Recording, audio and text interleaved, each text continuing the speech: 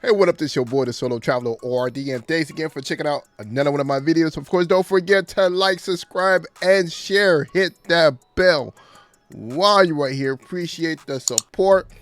Back with another video. This one is actually part 2 of me talking about Cuba.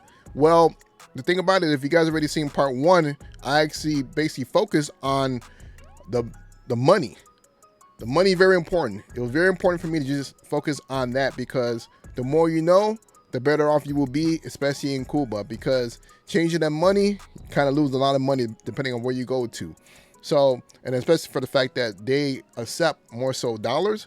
So it made more sense for you to really, for me to put out the message of that, saying that you really don't need to exchange it unless you really want to. So, but let's get into this video. So with this video, I want to go into the whole culture of Cuba. So the biggest thing is that I'm going to tell you this. The people there are very friendly. Real cool people, down to earth. You will have a good time with them, no matter what. They have a great vibe. One thing I'm going to tell you is that you will stick out like a sore thumb if you be an American. So the first thing they're going to yell out as soon as they see you is American. Get ready, get used to hearing that. So you're going to hear that a lot, no matter what. And of course, when you hear that, that's when you're like, oh, after a while from hearing it so many times, you kind of know what's being expected. You already know that they're looking to try to sell you something or they're hustling. They're trying to make money. It is what it is. So they're going to try to sell you some cigars. They're going to try to, sell you whatever, anything, because they're trying to make some money. So just be ready for that. So the neighborhood that I stayed at was Verdado, which is a nice, decent area to stay at. So with me being there, I was like about 15 minutes away from Old Havana. And basically that area had a lot of food places to eat at as well. So if you don't have anyone that's going to be cooking for you or whatever, just go ahead and stay in that neighborhood and you will feel good. The people are friendly in that neighborhood. I see no problems, nothing at all. Kids, they'll be out there playing, but they don't bother you. So everything is cool, it's good over there. So I would suggest, hey, if you want a nice, decent neighborhood, go check that out. Or you can stay at a hotel, or go to Old Havana, whatever. You can stay over there in the tourist area. So for me, I chose an Airbnb instead of a hotel for several reasons. But with this Airbnb, I actually had Wi-Fi. Well, here's the thing. I'm going to tell you this. In Cuba, we all know that the Wi-Fi is always a big problem, especially in the residential housing. So when we first got there, the Wi-Fi didn't work for the first 24 hours, which was okay. At first we were like, what the heck? But then you kind of get used to it. And, as you get used to it, you start getting more engulfed in the culture. You start enjoying yourself. You start living for the moment of where you're at. So I felt that when we were down there and when we didn't have internet for the first 24 hours, I think that was a good thing for us. So we were actually more in tune in, dealing with Cuba, with things that was going on and so forth. Well, after that, when our internet came back, well, it was pretty slow, but decent. Could have been better, but it is what it is. It's Cuba, internet. Unfortunately, we could not get SIM cards for our phone because each time we woke up too late because we kept partying every night. So, you got to make sure that if you're going to get a SIM card, you get it from the airport or get up very early to go to the Cuba cell or whatever place to go ahead and rent those actual SIM card because it takes some time. Well, I think that they rent out a few per day. So if you go in at the end of the day, they're not really gonna have much left. They're gonna tell you to come back the next day. Also, if you're looking for a place for you guys to have Wi-Fi while you're out and about, I found a nice place in Old Havana. Real nice place. They give out free Wi-Fi as long as you buy drinks. So I actually spent like an hour and a half there catching up on things that's going on in social media. The internet there was actually pretty good. It was faster than the internet at my house. So the place that I stayed at, I may mess up the name of it, but I believe it's La Magnica. Of course, you guys can see it on here. I'm flashing it so you guys can check it out. That place, real good place for drinks and so forth. So go check it out. They have live music as well. I recorded some of the live music. I thought that they were, it was pretty good what they were doing.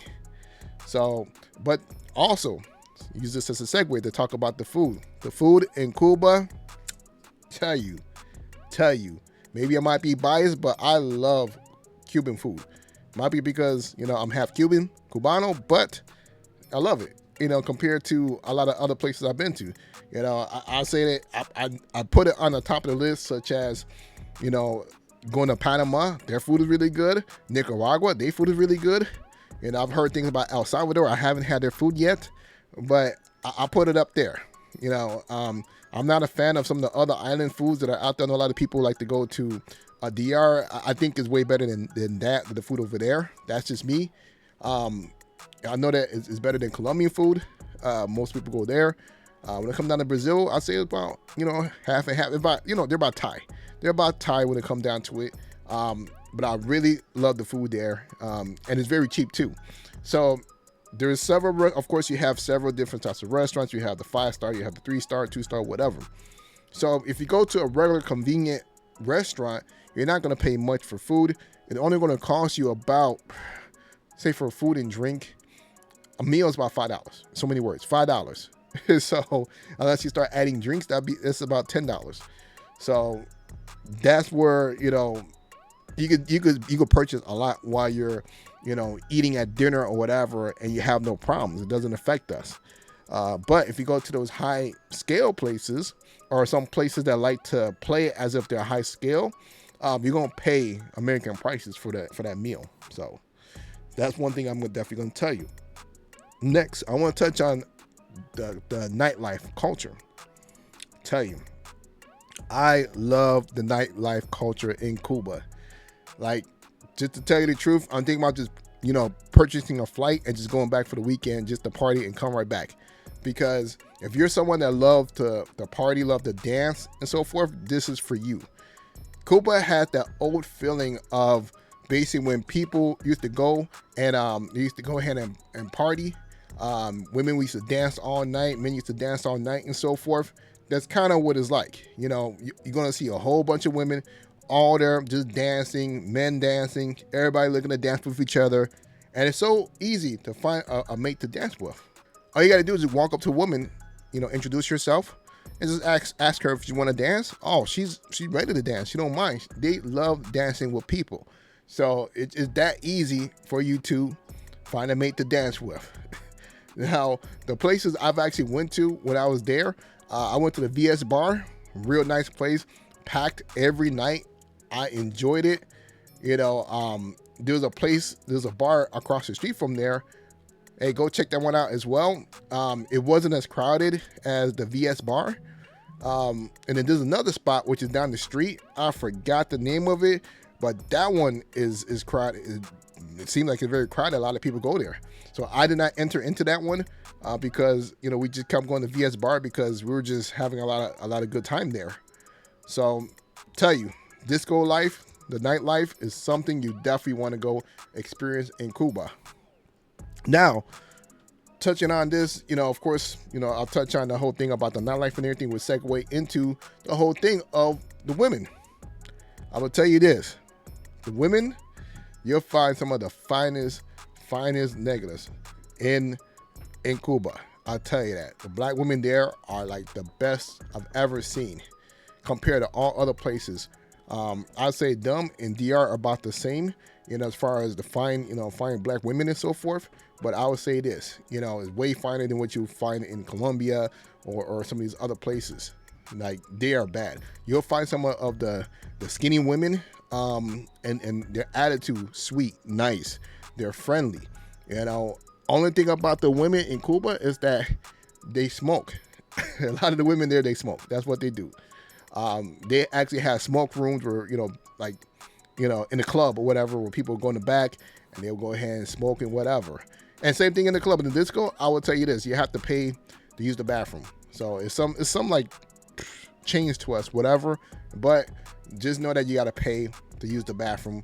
I don't know if they have to pay to smoke, but that is one of the qualities of the women that they do, is that they smoke. It is what it is. And if you like women that smoke, then Cuba is not for you. You know, when it comes down to women. But the women are very sweet, very kind, very cool, They will give you a good time. They love to party, love to have a good time with people, especially with foreigners, especially at the club. You know, I could tell you, you know what, you will have a good time. One other thing I'm gonna add about the club is that with the club, if you choose to, at the club, whenever it gets really dark or whenever it gets really packed, I could tell you this, that they will start requesting you to start buying up table. Well, go ahead and buy up a table, because here's the thing, it doesn't cost much to buy a bottle. A bottle only was about $45–50, you know, to have a table. So that was one thing about the club I neglected to say, and that basically, you know, once you get there really late, you're gonna have to buy a table, and it isn't much. Don't worry about it. You have a nice little bottle, you're good to go. It's way better than you know, going to the clubs in the States and paying $200–300 for, you know, for a table. It makes no sense. It is what it is, you know. So, but yeah, this is what it is. What's up with Cuba?